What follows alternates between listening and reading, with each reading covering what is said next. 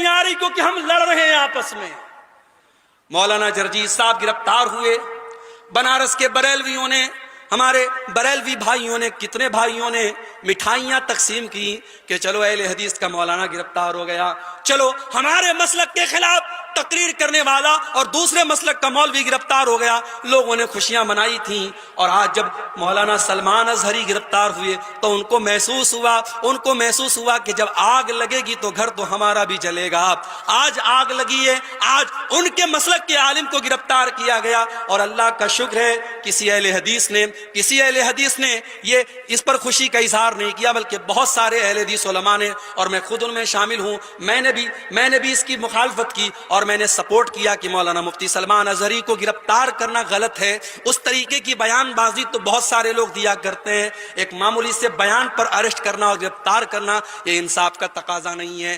کب تک لڑتے رہو گے؟ کب تک آپس میں اس طریقے سے مسلک کے نام پر کھیل کھیلتے رہو گے؟ اگر آج اسلام کا کوئی دشمن آپ کے مسلمان کو پکڑ کر کے اس سے زبردستی کہتا ہے تم فلاں مذہب کا نعرہ لگاؤ اور فلاں معبود کا نعرہ لگاؤ، تو ہم اس کو دیکھ کر کے ہمیں غصہ آتا ہے، لیکن آپ جاؤ دیکھو فیس بک کے اوپر وہ ویڈیو بھی آپ دیکھو کہ ایک مسلمان کو بریلوی مسلک کے لوگوں نے پکڑا اور کہا کہ تو اعلیٰ حضرت کو مانتا ہے کہ نہیں مانتا ہے، تو بریلی شریف کو مانتا ہے کہ نہیں مانتا ہے، تو فلاں فلاں کو کافر مانتا ہے کہ نہیں مانتا ہے۔ یہ مسلک کی آگ اور یہ فرقے کی آگ اس قدر لگ چکی ہے کہ ایک مسلک کا مسلمان دوسرے مسلک کے مسلمان کو پکڑ کر کے، جیسے موب لنچنگ کی گئی مسلمانوں کی، ایسے ایک مسلک کا مسلمان دوسرے مسلک کی موب لنچنگ کرنے تک کے لیے تیار ہے، اور اس کو پکڑ کر کے دھمکا کر کے اس سے اپنے مسلک کے نعرے لگوا رہا ہے۔ کب تک ہم لڑتے رہیں گے میرے بھائی؟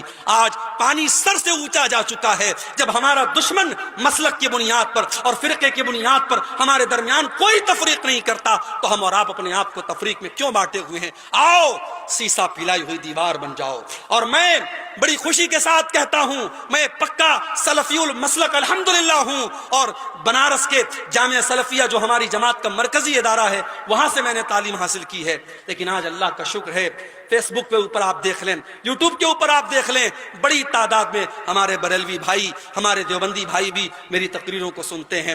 اور یہی شب معراج کا موقع تھا، جس کو عام طور سے لوگ شب معراج مانتے ہیں، حالانکہ ہمارا یہ عقیدہ نہیں ہے۔ ہم یہ تو مانتے ہیں کہ اللہ کے نبی کو معراج ہوئی، مگر معراج کون سی رات ہوئی، کون سے مہینے میں ہوئی، یہ کنفرمیشن ہمیں حدیثوں کی روشنی میں نہیں ملتا۔ لیکن عام طور سے لوگ 27 رجب کو شب معراج مانتے ہیں کہ اسی رات میں معراج ہوئی۔ بنارس سے 100 کلومیٹر دور ایک جگہ پڑتی ہے مچھلی شہر، وہاں پر بریلوی بھائی ہر سال پروگرام کراتے ہیں معراج النبی کے نام پر۔ آپ یوٹیوب پر جا کے دیکھ لیں، وہاں مجھے تقریر کا موقع دیا گیا۔ بریلویوں کا مجمع ہے، ان کے نعرے لگ رہے ہیں، ان کے علماء بیٹھے ہیں، وہاں پر الحمدللہ میں نے تقریر کی اور قرآن و حدیث کی روشنی میں کی، اور جو صحیح بات ہے، جو کتاب و سنت کی بات ہے، وہ میں نے بیان کی۔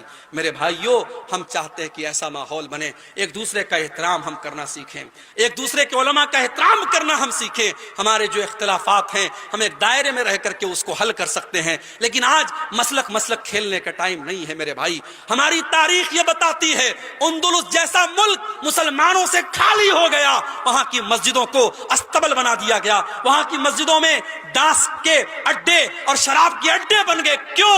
جاؤ اتہاس اٹھا کے دیکھو، تاریخ اٹھا کے دیکھو، اندلس کے مسلمان آپس میں لڑ پڑے، چھوٹی چھوٹی ریاستیں قائم ہو گئی، اندلس کے الگ الگ علاقے میں چھوٹی چھوٹی حکومتیں قائم ہو گئی، اور جب دشمن نے حملہ کیا، دشمن کا ساتھ اپنے مسلمان بھائی کے خلاف دیا ان لوگوں نے، نتیجہ یہ نکلا اندلس کے اندر سے مسلمان ختم ہو گئے۔ اور آج آپ اندلس میں دیکھیے، تلاش کرنا پڑے گا، دور دور تک آپ کو کوئی مسجد نہیں ملے گی، کوئی مسلمان نہیں ملے گا۔ میرے بھائیوں، اگر ہم اس تاریخ سے اپنے آپ کو بچانا چاہتے ہیں، ہمیں اپنے اندر اتحاد پیدا کرنا پڑے گا۔